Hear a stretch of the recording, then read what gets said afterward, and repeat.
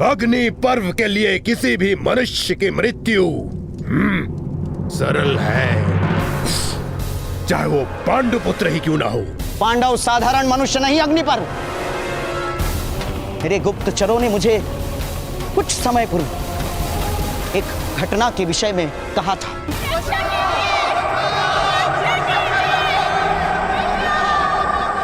नैमिषारण्य के निकट एक गांव में जब नागों का आक्रमण हुआ था, तब इन्हीं 5 भाइयों ने प्रतिकार किया था।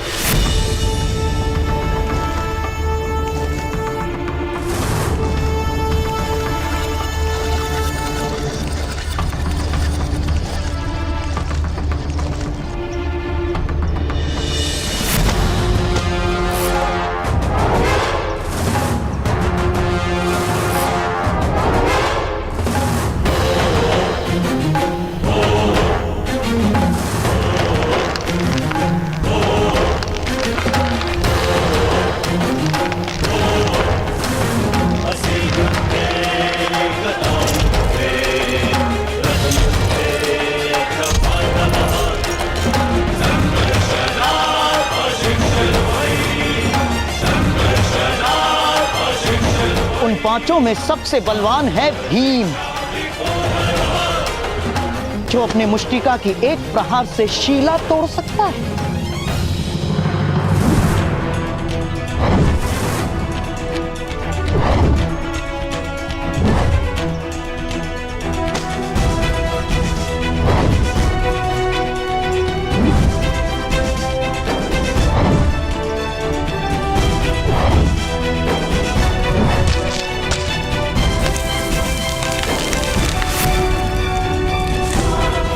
नकुल उन 5 में सबसे चपल है।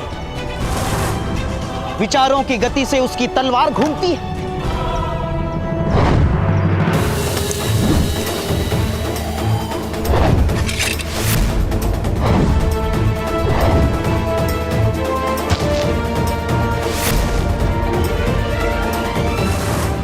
सहदेव की परशु को देखकर स्वयं भगवान परशुराम का स्मरण हो आता है।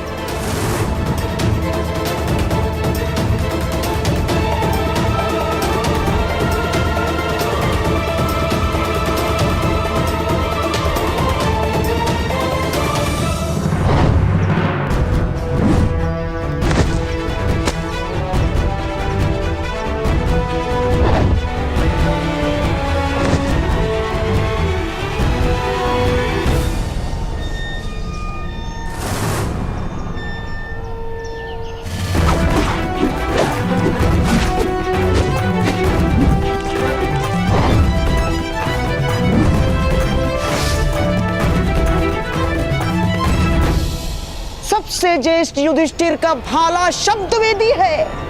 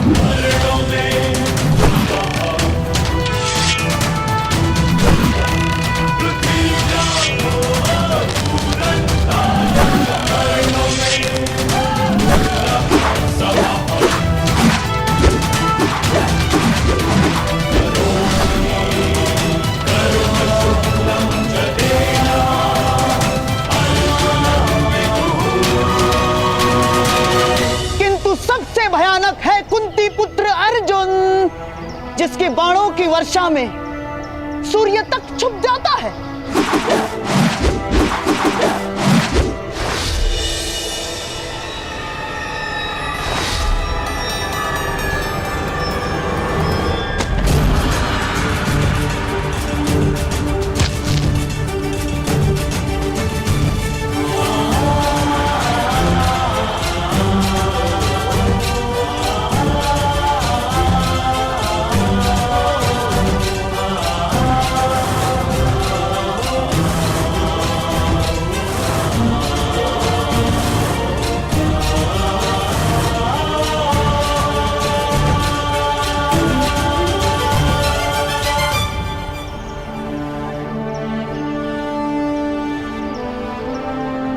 उन पांचों के संयुक्त बल ने उन नागों को परास्त कर दिया था, जिन्हें उससे पूर्व बड़े से बड़े योद्धा भी परास्त नहीं कर पाए थे। मृत्यु के पूर्व आपके वो पांच अवश्य ही विचार करेंगे कि पांच के स्थान पर अगर 6 होते तो कदाचित कुछ क्षण अधिक जी पाते। गांधार राज, मेरा पुरस्कार सज्ज रखिएगा। उन पांचों को मारने के पश्चात यदि मेरा पुरस्कार ना मिला तो मैं आपका भी वध कर दूंगा गांधार राज।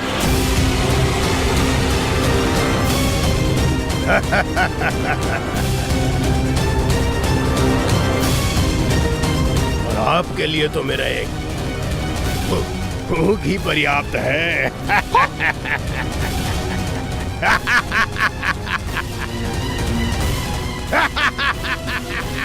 अग्निपर्व, केवल शब्द ही है तुम्हारे पास या अपनी शक्ति का प्रमाण भी दे सकते हो?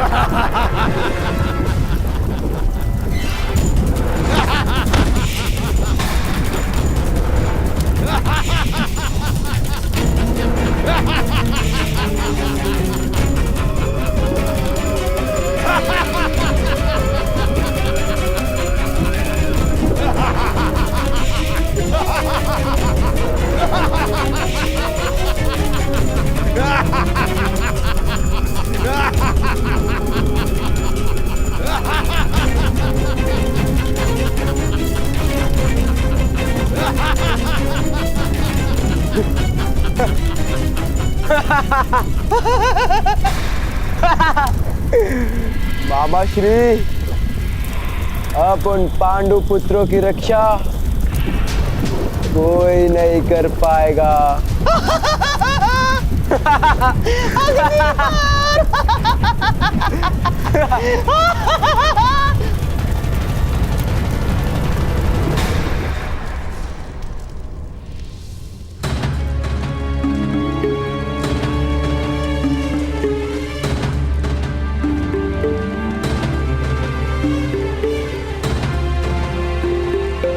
तुम्हें इसकी आवश्यकता होगी और कुछ औषधियां भी रख रही हूं। माँ, मेरे जाने का समय हो गया है। सूर्योदय के पूर्व मुझे निकलना होगा।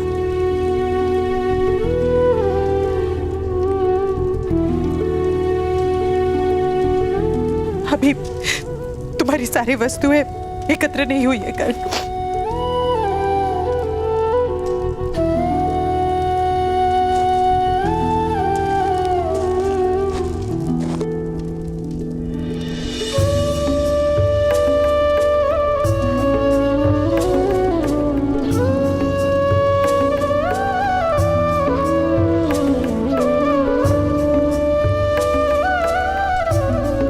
मुझे केवल आपके प्रेम की आवश्यकता है माता। जीवन भर का स्मरण किस प्रकार एकत्रित करेंगी आप?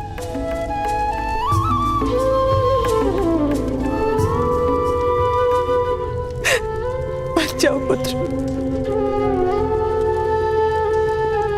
अपने पिता के आदेश का विरोध कर लो। पिता के आदेश पर तो प्राण भी त्याग दिए जाते, यही सिखाया था ना आपने। किंतु पुत्र, माता का हृदय कैसे शांत होगा? संकल्प से माता। संतान का भविष्य माता और पिता के संकल्प से निर्मित होता है।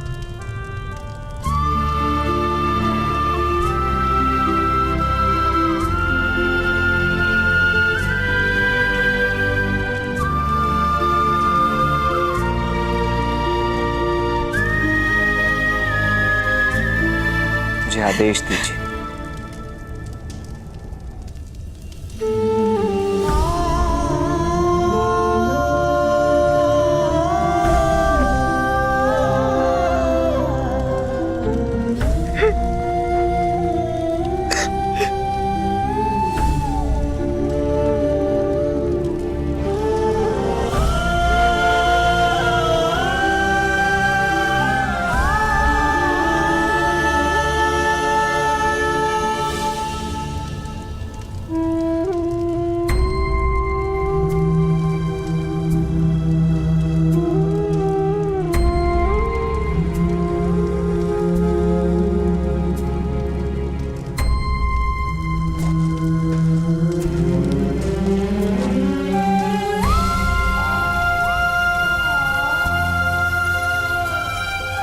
तुम्हें तो अत्यंत आनंद हो रहा होगा मेरे जाने से शोण। अवश्य, अत्यंत आनंद है मुझे। देखिए, मेरी आंखों में एक आंसू भी नहीं है।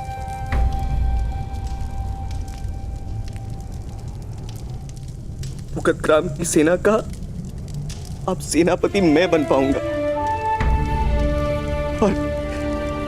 और पीठ पर कोड़े भी नहीं पड़ेंगे।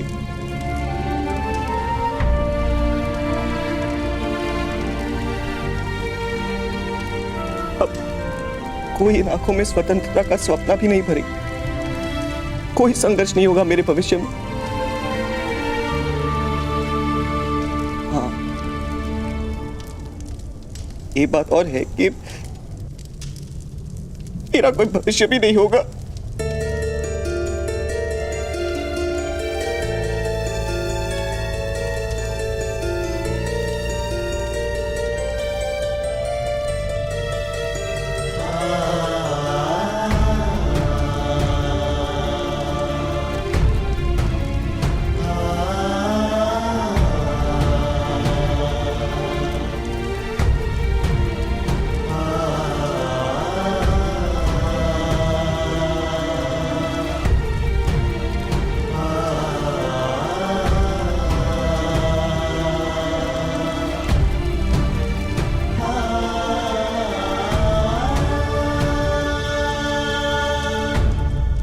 आशीर्वाद दीजिए माता।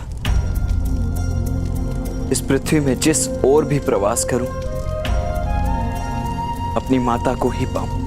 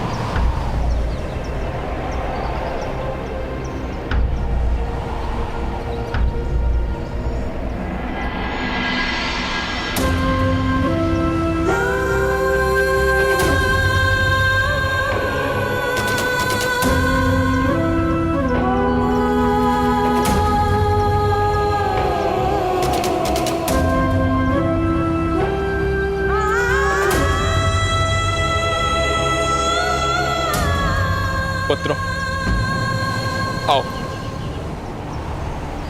अपने पिताश्री तथा माता को अंतिम प्रणाम करना।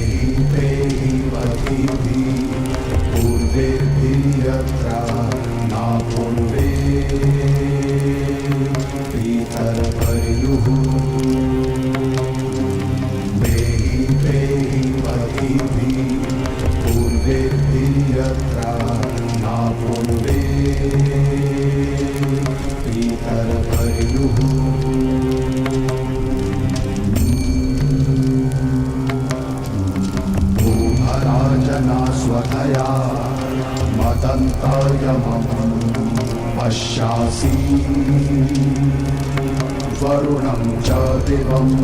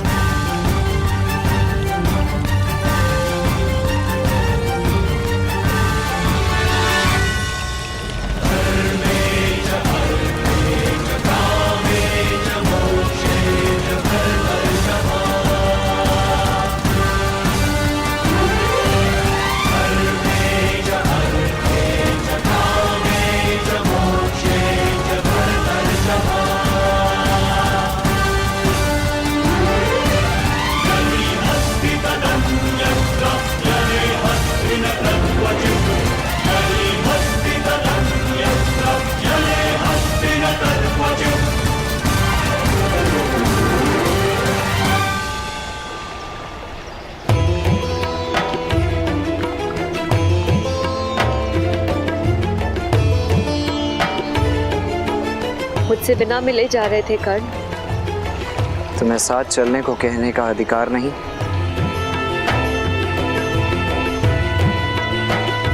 पिता की अनुमति लेने का साहस नहीं? वास्तव में साथ ले जाने का साहस नहीं और पिता की अनुमति मांगने का अधिकार नहीं तुम्हें? मेरा मार्ग अत्यंत कठिन है वृषाली। और मेरा जीवन तुम्हारे बिना कठिन नहीं होगा? मैं विवश हूँ वृषाली। तो जाने से पूर्व एक दान देकर जाओ। सब तुम्हें दानवीर कहते हैं।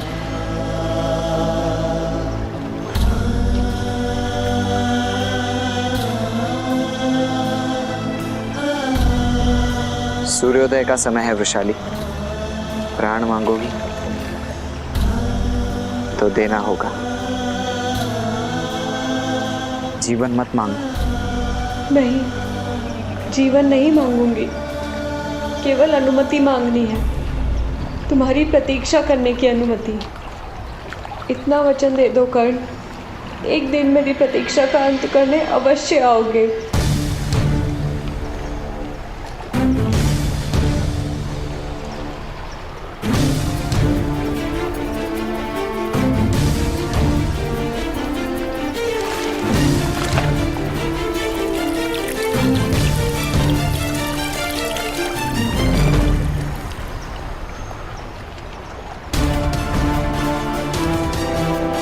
मैं वचन देता हूँ वृषाली, मृत्यु से पूर्व हम दोनों की प्रतीक्षा पूरी होगी। मैं अवश्य आऊंगा।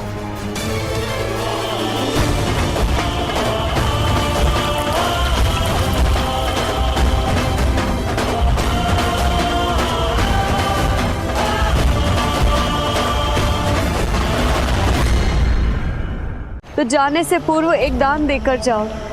सब तुम्हें दानवीर कहते हैं।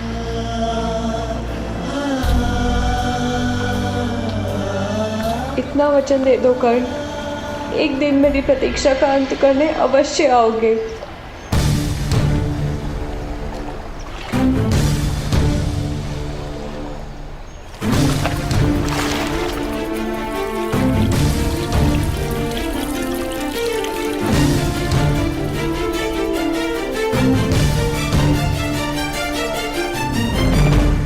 मैं वचन देता हूँ वृषाली, मृत्यु से पूर्व हम दोनों की प्रतीक्षा पूरी होगी। मैं अवश्य आऊंगा।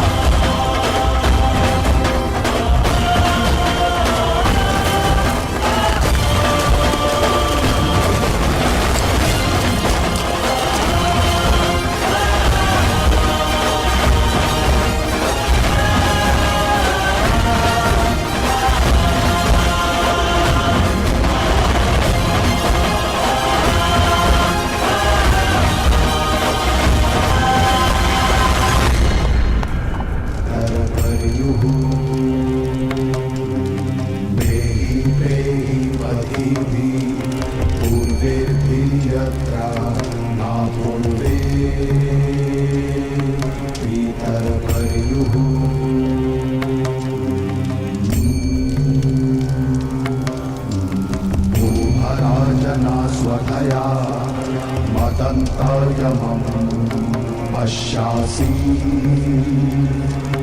वरुणं च दिवम्। पुत्रों, अपने पिता की मृत्यु पर रोना कायरता नहीं कहलाता। जानता हूँ चाचा श्री, और मैं ये भी जानता हूँ कि रात को एकांत में ये अश्रु अवश्य आएंगे, किंतु मैं इस समय नहीं रो सकता। मेरा धैर्य ही मेरे अनुजों का बल है।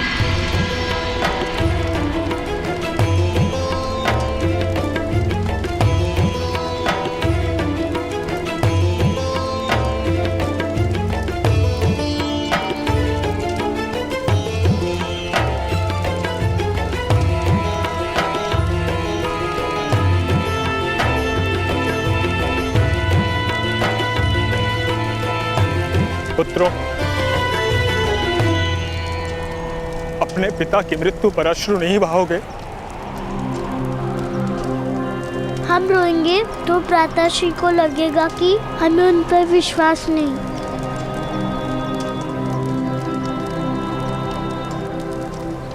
हमारा विश्वास ही उनका धैर्य है।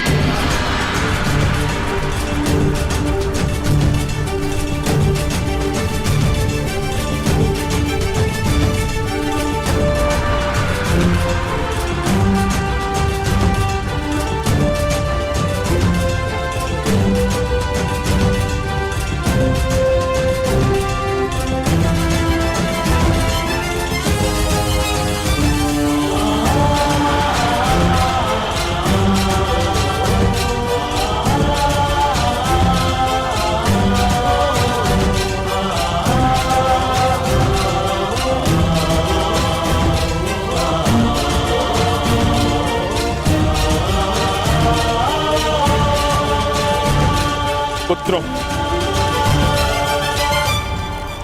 तुम्हारा ये अटूट बंधन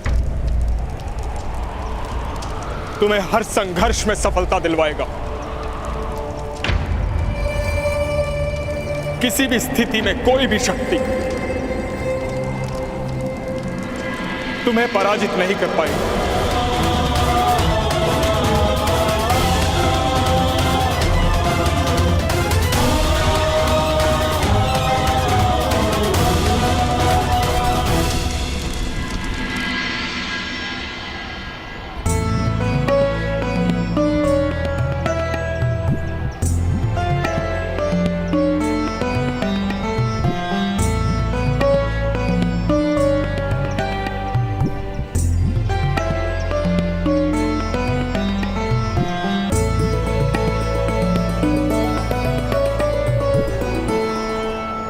भ्राताश्री विदुर,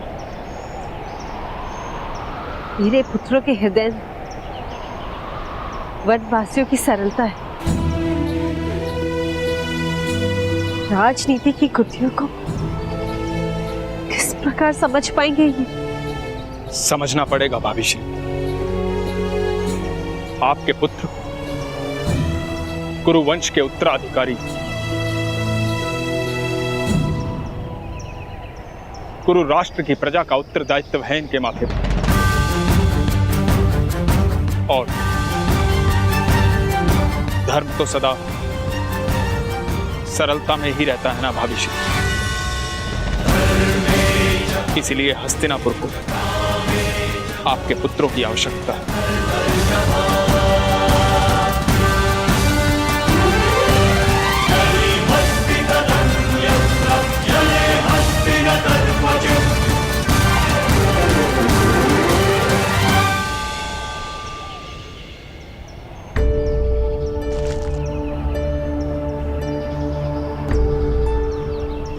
यदि ये बालक राजकुमारी की आंखों के सामने रहा तो शीघ्र ही वो लोकलाज की चिंता त्याग कर इसे अपना लेंगे और बहुत बड़ा अनर्थ हो जाएगा। इसी कारण मैं इसकी रक्षा का उत्तरदायित्व आपको सौंप रही हूँ। मैं प्रतिज्ञा लेता हूँ, इस बालक के विषय में मैं अपने मुख से कभी किसी को कुछ नहीं कहूँगा, कुछ नहीं कहूँगा।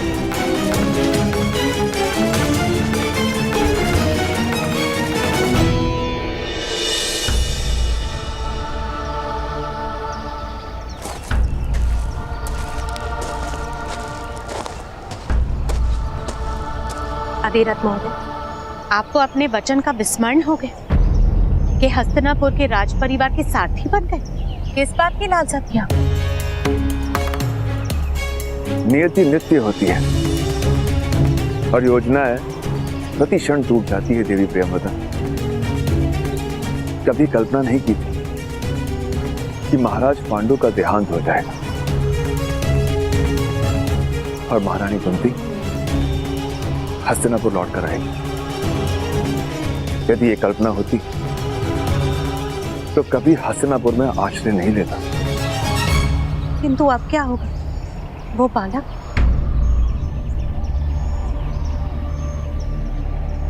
युवान हो गया है। मैंने अपने पुत्र कर्ण को उसके ही घर से निष्कासित कर दिया।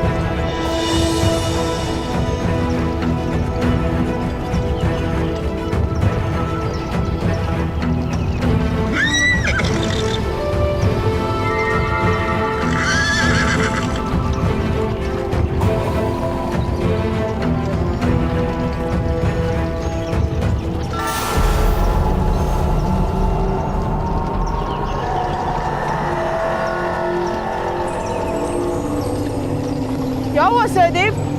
पूर्व आभास है भ्राता भीम, जैसे कि कोई हमारी प्रतीक्षा कर रहा हो। अवश्य, हस्तिनापुर में हमारे भाई हमारी प्रतीक्षा कर रहे हैं। और स्मरण रहे, आज के बाद हम केवल 5 भाई नहीं,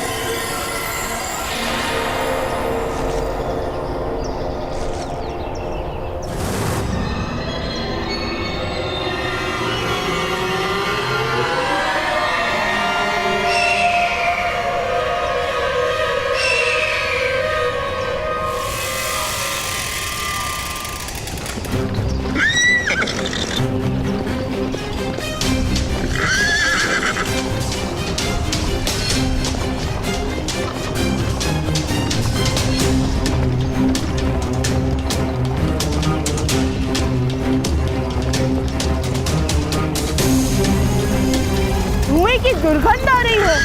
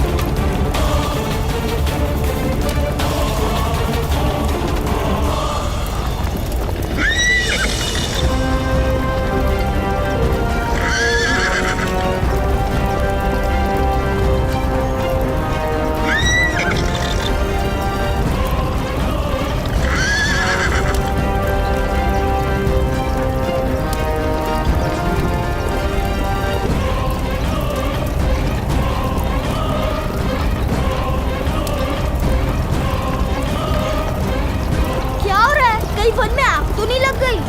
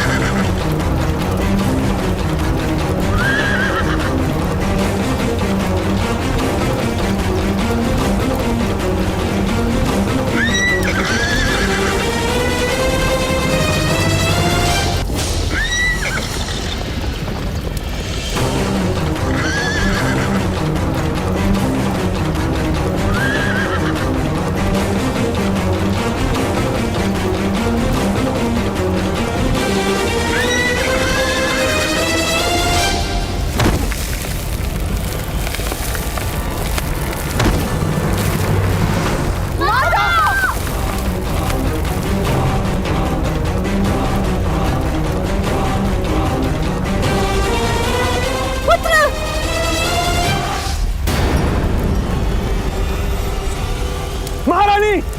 महारानी कुंती! पुत्र!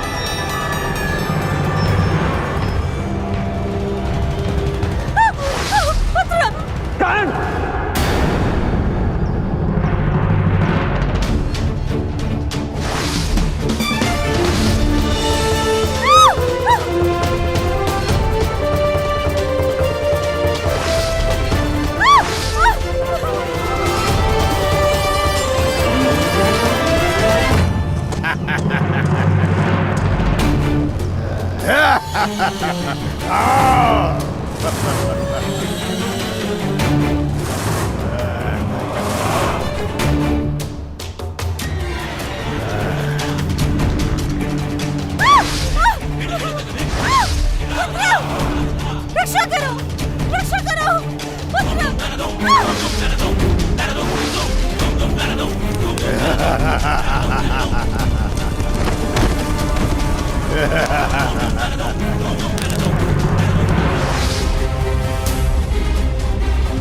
रक्षा करो, रक्षा करो,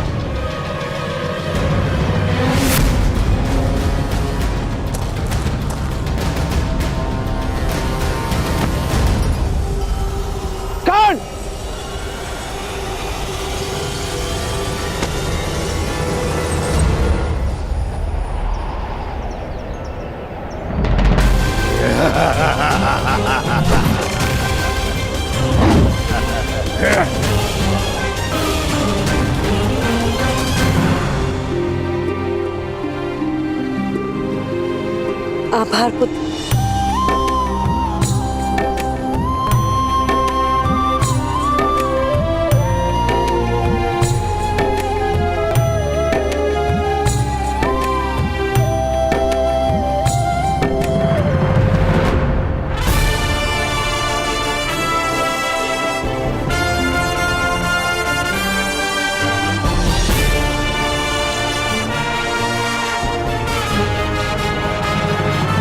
ये सब माया है। अर्जुन, भीम, हमें मूल दैत्य को ढूंढना होगा। जब वो मरेगा ये सारी माया समाप्त हो जाएगी।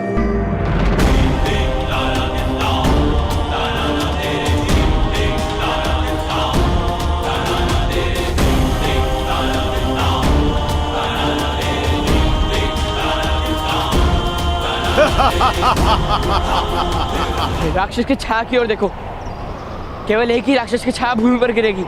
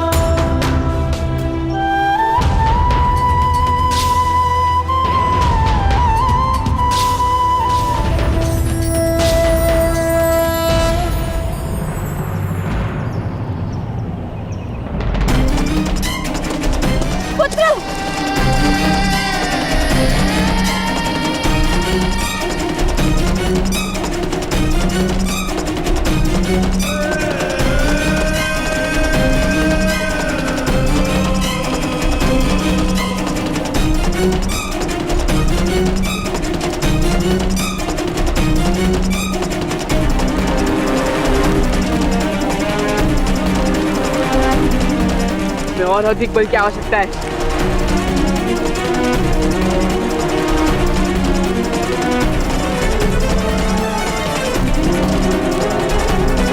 कोई मेरे पुत्र की रक्षा करो। तुम 5 भाई मुझे क्षति नहीं पहुंचा सकते। 5 नहीं, 6।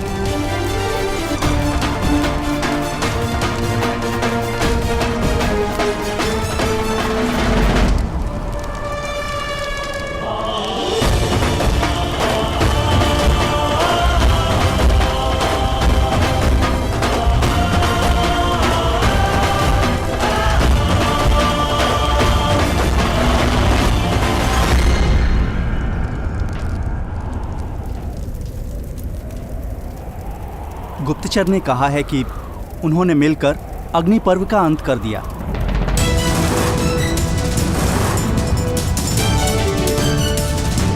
जाओ। असंभव! पांडव जीवित नहीं रह सकते मामाश्री। अब मुझे स्वयं ही उनका वध करना होगा।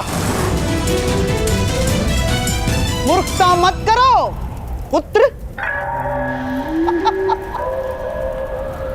मूर्खता मत करो। जो भाई अग्नि पर्व का अंत कर सकते हैं, उनका वध करना इतना सरल नहीं होगा। जब बल का प्रयोग काम ना आए, तो छल का प्रयोग करना ही पड़ता है। अर्थात अर्थात तो तुम शीघ्र ही समझ जाओगे पुत्र।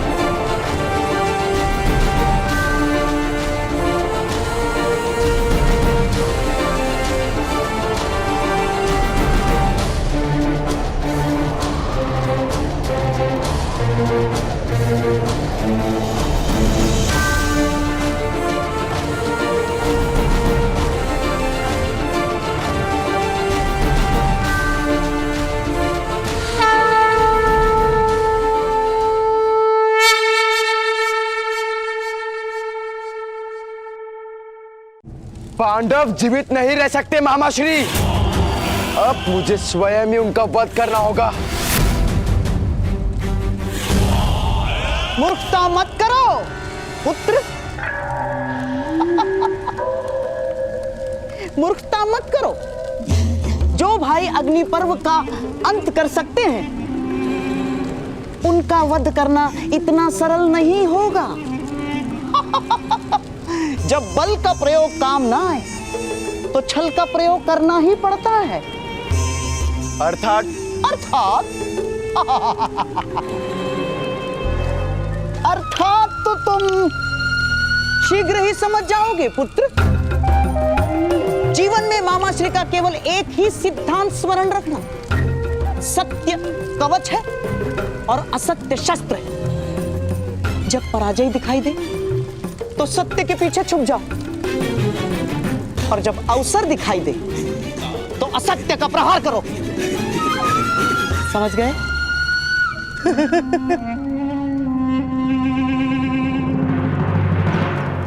आपका बहुत बहुत धन्यवाद सज्जन, किंतु आप हैं कौन?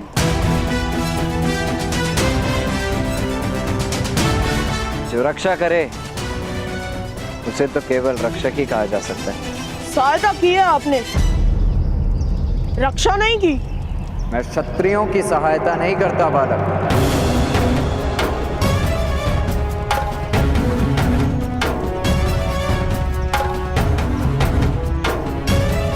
क्योंकि क्षत्रियों का स्वभाव होता है कि वे अपने सहायक को शीघ्र ही दास मान लेते हैं, और दासत्व मेरा स्वभाव नहीं। हम वनवासी हैं, दासत्व में नहीं, मित्रता में विश्वास रखते हैं। और भीम अंतिम सहायता, जिसके बाद और किसी सहायता की आवश्यकता ना हो, उसे रक्षा ही कहते हैं। ज्येष्ठ भ्राता, क्या हम भाई मिलकर उस राक्षस का वध नहीं कर पाते? कर पाते, अवश्य कर पाते, किंतु कैसे कर पाते?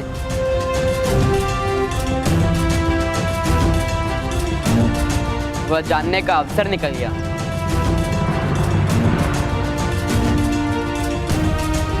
इसीलिए उचित होगा कि हम इन्हें रक्षक मानकर प्रणाम करें।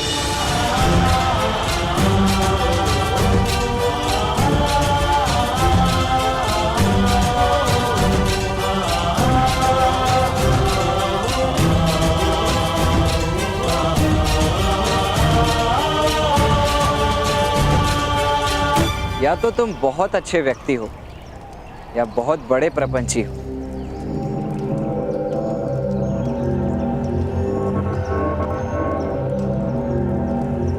हमारे भ्राताश्री का अपमान मत कीजिए, हम सहन नहीं कर सकते।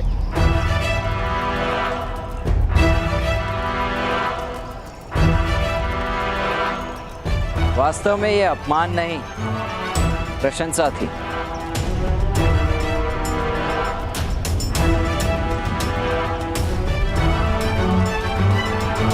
यदि इससे मन ना भरा हो तो आपकी माता के साथ मेरे पिता इसी ओर आ रहे हैं।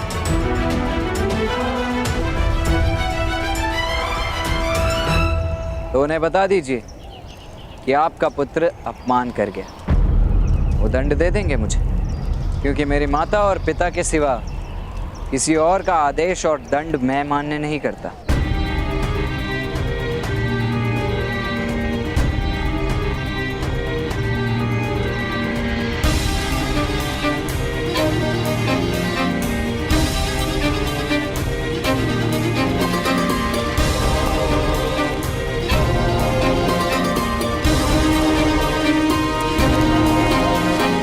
माता, आप स्वस्थ तो है ना?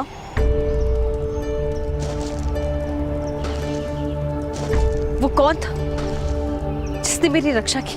कोई बहुत उद्दंड व्यक्ति था माता, ज्येष्ठ का अपमान किया उसने। किंतु बहुत बलवान था, कह रहा था कि वह इनका पुत्र है।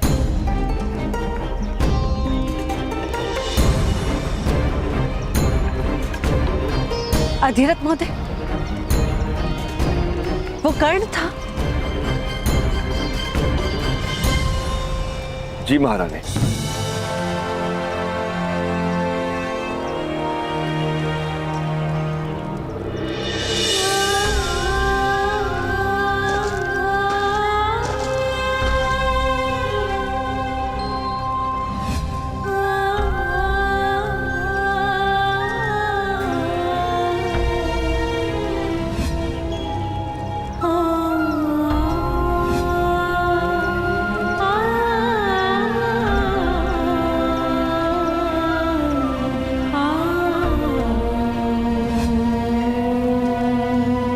बिना मिले क्यों जा रहा है? कर्ण! कर्ण! कर्ण!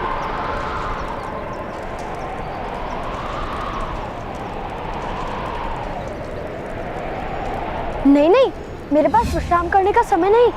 मुझे माता के लिए कस्तूरी मृग पकड़ने जाना है ना। क्या फिर से किसी कस्तूरी मृग को पकड़ने जा रहे हो?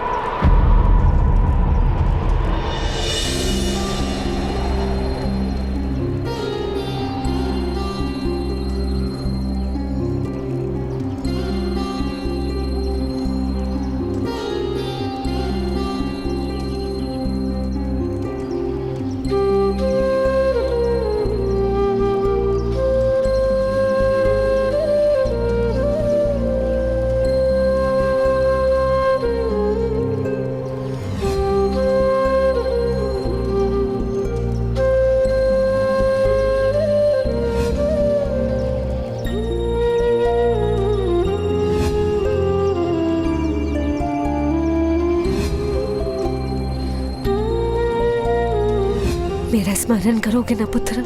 ये मेरे लिए गाई गई पहली लोरी थी देवी कुंती।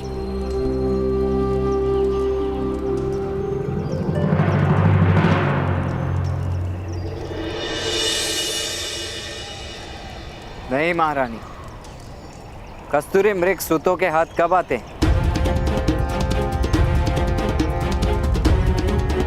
केवल कल्पना ही रह जाती है।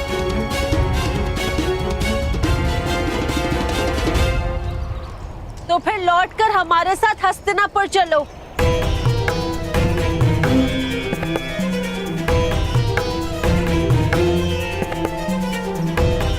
महारानी।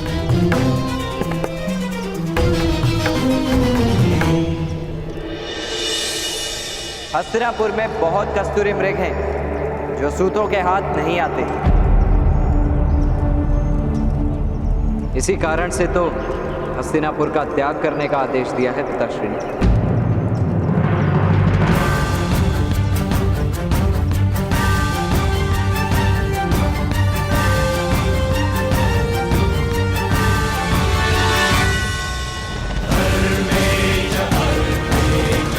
प्रणिपात।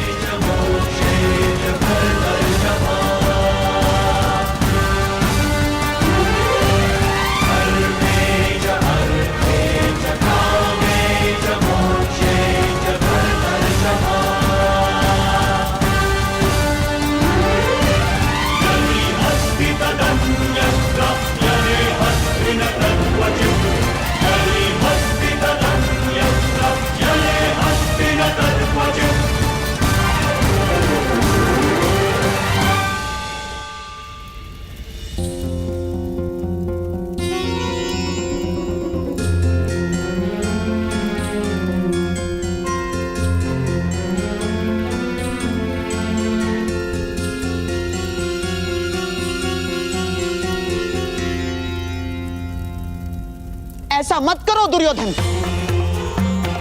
मनुष्य का अवतार मिलना सबसे बड़ा सौभाग्य होता है पुत्र। जीवन में यदि सौभाग्य नहीं तो जीवन को सौभाग्य कैसे मान लूं मामाश्री? कोई वनवासी आकर मेरे पिता के सिंहासन पर अपना अधिकार जमा ले और मैं सारा जीवन उसकी सेवा करूं, ये अन्याय मैं कदापि सह नहीं पाऊंगा मामाश्री।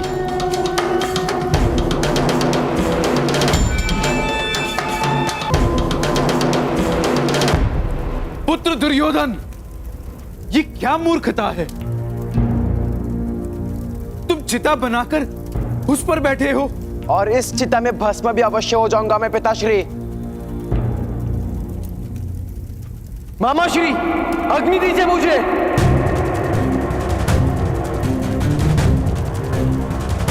नहीं पुत्र, तुम्हारी मृत्यु का विचार भी मेरे लिए नरक यातना है पुत्र। मेरा आदेश है, तुम इसी समय चिता से नीचे उतरो। और क्या करूं मैं पिताश्री? सारा जीवन किसी की सेवा में बिताऊं, उन पांडवों की उंगली पर सारा जीवन नृत्य करूं, उनकी सेना में एक सामान्य सैनिक बनकर किसी युद्ध में मृत्यु प्राप्त कर लूं?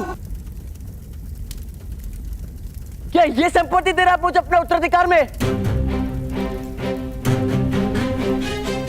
नहीं पिताश्री, आप अपने पुत्र को ऐसा भयानक जीवन नहीं दे सकते।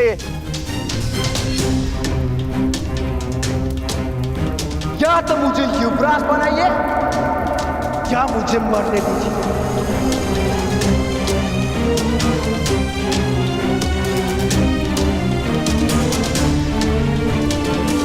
किंतु पुत्र, मैं विवश हूं। विवशता मानने की बात है महाराज, केवल मानने की बात। वास्तव में विवशता जैसा कुछ है ही नहीं। तुम गंगा पुत्र के क्रोध को नहीं जानते शकुनी। उनकी शक्ति से तुम्हारा परिचय नहीं हुआ है। उनके आदेश के बिना मैं दुर्योधन को युवराज नहीं घोषित कर सकता। आदेश राजा देता है महाराज, राजा। अन्य किसी को आदेश देने का अधिकार ही नहीं। किंतु मैं एक कार्यकारी राजा हूं शकुनी। अभिषेक नहीं हुआ है मेरा। सिंहासन रिक्त नहीं रहता महाराज, कदापि नहीं। जिस क्षण महाराज पांडु की मृत्यु हुई उसी क्षण आप राजा बन गए हैं महाराज।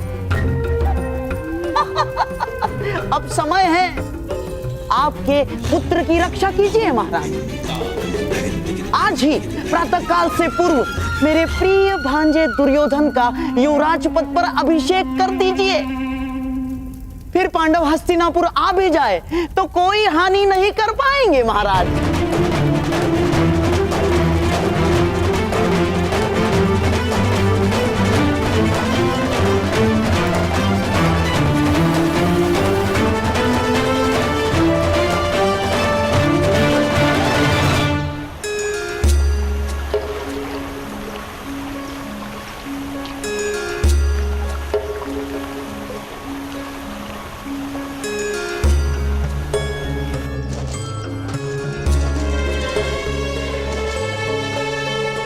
अधिरथ महोदय, कर्ण को निष्कासित करने का क्या कारण था?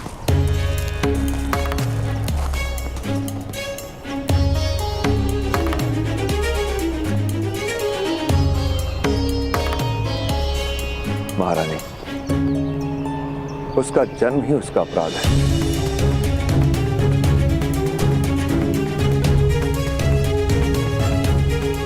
सूत समाज कर्ण का सामर्थ्य धारण नहीं कर सकता। अर्थात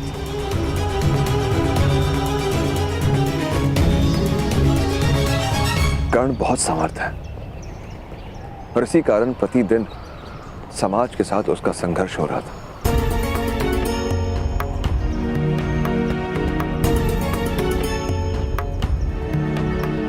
छोटी जाति में सामर्थ्य श्राप बन जाता है महाराज।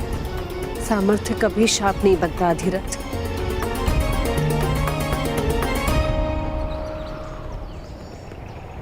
महारानी, सामर्थ्य सपनों को जन्मता है और सूतों को स्वप्न देखने का अधिकार नहीं।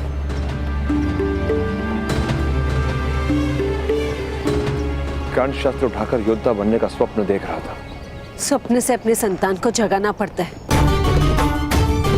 वास्तविकता का परिचय कराना पड़ता है और फिर अपने पुत्र को जगाने का कार्य माता पिता ही कर सकते हैं। कोई कारण नहीं कि कर्ण को वन में रहना पड़े। महारानी, अग्नि देह के भीतर हो तो जीवन मिलता है, किंतु देह अग्नि के भीतर जाए तो मृत्यु हो जाती है। सब अपने निश्चित स्थान पर है, यही उचित होता है। कर्ण का कल्याण वन में ही लिखा है। समाज में रहेगा तो सबके लिए संकट निर्मित होगा।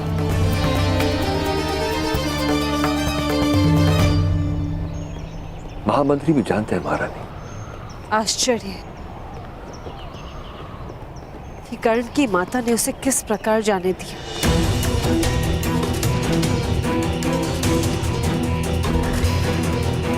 माता के हृदय को समझाना कठिन था,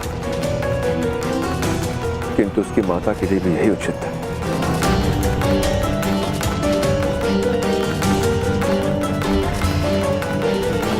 कि वो हस्तिनापुर का त्याग करे। मुझे क्षमा कर दो पुत्र।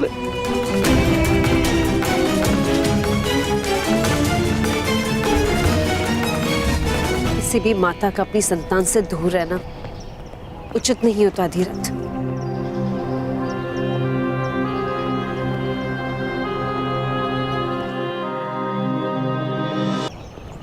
पुत्र युधिष्ठिर,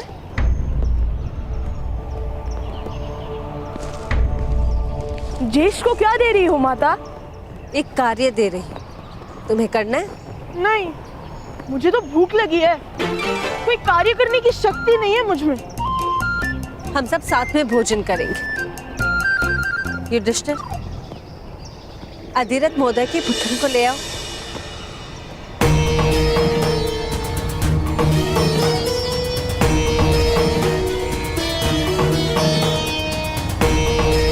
अधिक दूर नहीं गया होगा। मैं जाता हूँ माता, मैं उनके चरण चिन्ह सरलता से देख पाऊंगा। कर्ण बड़ा हो गया, उसे जाने देना ही उचित होगा। नहीं अधिरथ, कोई भी इतना बड़ा नहीं होता कि अपनी माता की गोद में समा न सके। कर्ण को आप उसकी माता से दूर नहीं कर सकते।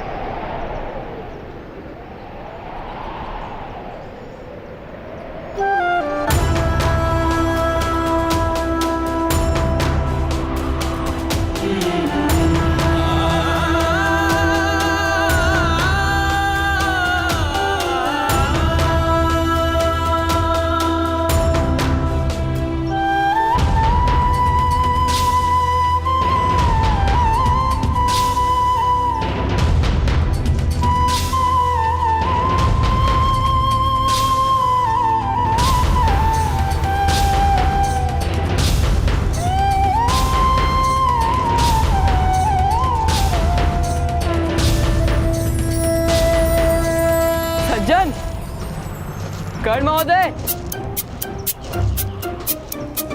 ठहरिए।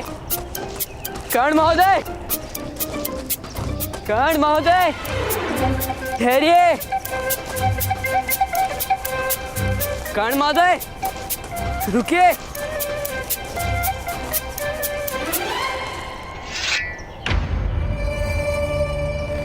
प्रिय बाण, रास्ता रोको।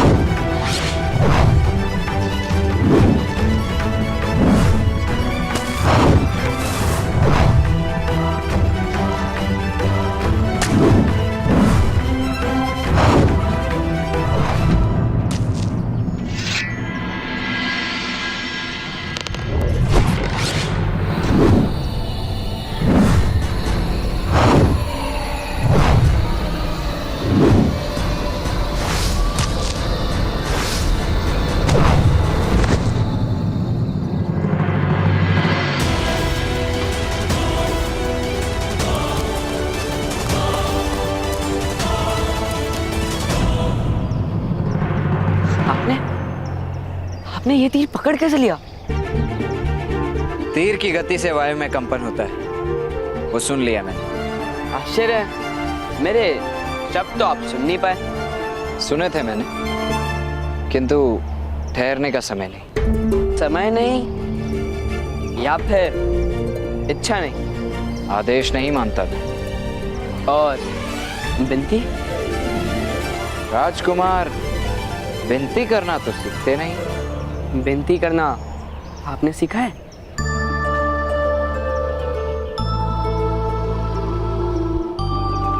सीखा था, किंतु वन में प्रवेश किया उसी क्षण विस्मरण कर दिया। अर्थात आप वन के राजकुमार बन गए? नहीं, वन का सम्राट बन गया। वन की यही तो विशेषता है, यहाँ प्रत्येक जीव या तो सम्राट है या मृतदेह। इस समय तो हम दोनों वन में खड़े हैं। इसका मतलब हम दोनों सम्राट हैं।